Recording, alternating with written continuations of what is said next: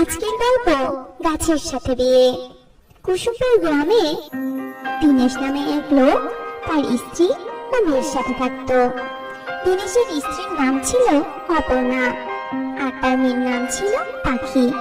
ভালোই চলছিল তাদের দিন, কিন্তু পাখির বিয়ের বয়স হওয়ার পরেও কোথাও তার বিয়ে হচ্ছিল না। এ নিয়ে দিনেশ আর অপর্ণার চিন্তারও শেষ ছিল না।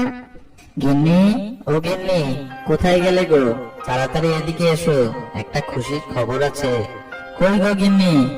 কি হয়েছে কি? হ্যাঁ, এভাবে সারের মতো চিল্লাচ্ছ কেন?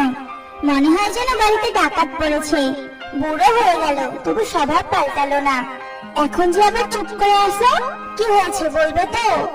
তুমি আমায় এভাবে বললে গিন্নি, আমার বয়স নিয়ে খোঁটা দিলে।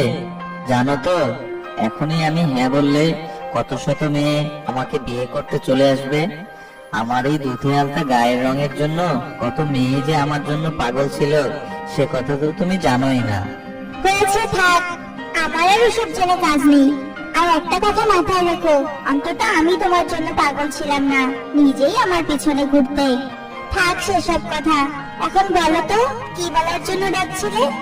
ও হ্যাঁ, দেখেছো, তোমার সাথে কথা বলতে বলতে আসল কথাটাই ভুলে গিয়েছিলাম। শোনো না, আজ না আমাদের পাখির জন্য অনেক ভালো একটা সম্বন্ধ পেয়েছি। ছেলেটা অনেক ভালো, নিজের একটা কারখানাও আছে।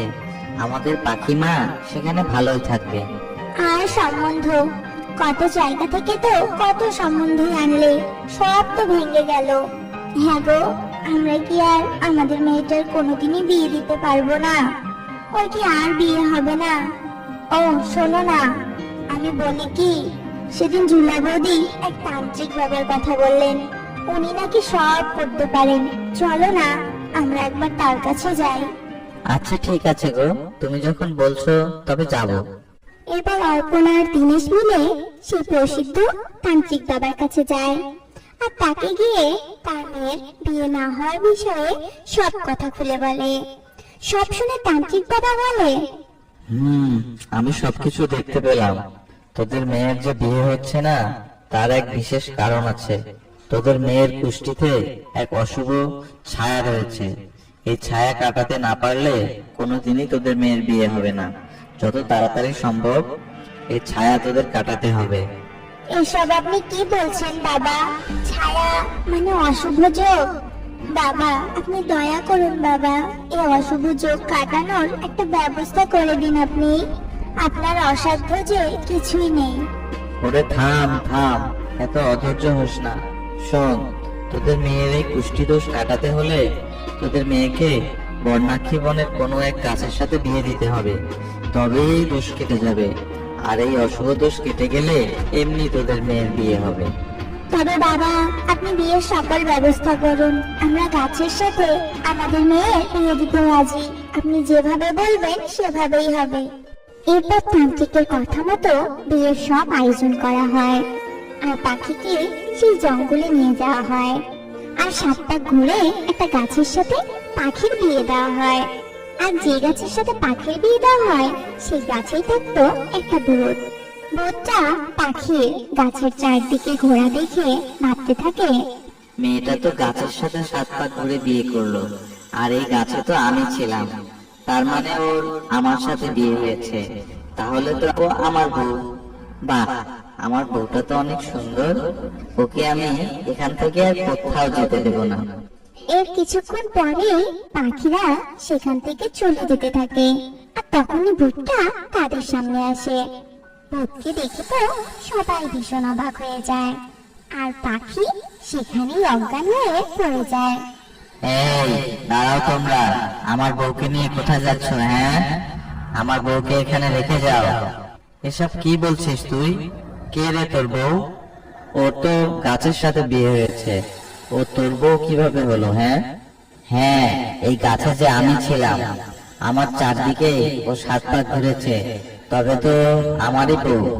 তোরা একে এখানে রেখে চলে যা, নয়তো আমি তোদের কাউকে ছাড়বো না। তোদের গ্রামের সবাইকে মেরে ফেলবো, যা বলছি।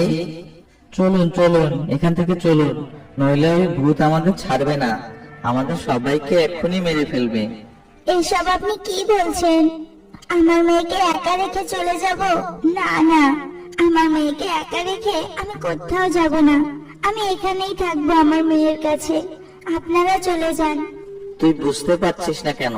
এখন ওর সাথে লড়তে গেলে আমাদের মরতে হবে। আমি পরে তোর মেয়েকে বাঁচানোর কোনো উপায় ভাববো। এখন চল চল এখান থেকে তোরা। আচ্ছা ঠিক আছে বাবা, আপনি যখন বলছেন তবে আমরা এখান থেকে চলে যাচ্ছি, কিন্তু আপনাকে আমার মেয়েকে আমার কাছে এনে দিতেই হবে। এরপর তান্ত্রিকের কথা মতো সবাই সেখান থেকে চলে যায়, আর এদিকে পাখিরও জ্ঞান ফিরে আসে। একি, আমি কোথায়? আর আমার বাবা মা কোথায়? আমি তাদের কাছে ফিরে যাব। তোর এখান থেকে কোথাও যাওয়া হবে না। তুই আমার বউ, তুই আমার সাথে থাকবি, বুঝেছিস? না না, আমি এখানে থাকবো না, আমি বাড়ি যাব। তুমি আমার স্বামী কিছুতেই হতে পারো না, আমায় তুমি যেতে দাও। এই বলে পাখি কাঁদতে থাকে, কিন্তু তবুও ভূত তাকে সেখান থেকে যেতে দেয় না। পাখিকে সেই জঙ্গলেই রেখে দেয়।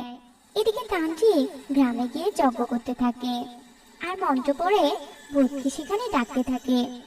আর কিছুক্ষণ পরে সেখানে সেই ভূতটা চলে আসে। এই শয়তান তান্ত্রিক, তুই কেন আমায় এখানে রেখেছিস? আমার বউকে ছেড়ে আমি কোথাও যাব না। তুই ভুল ভাবছিস। তুই একটা ভূত, আর ও হলো মানুষ। মানুষের সাথে কখনো ভূতের বিয়ে হতে পারে? তোদের সমাজ আলাদা।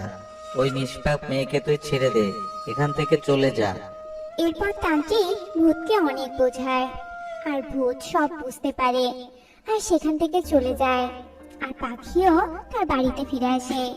এরপর দিনেশ তার পছন্দের ছেলের সাথে পাখির বিয়ে দেয়।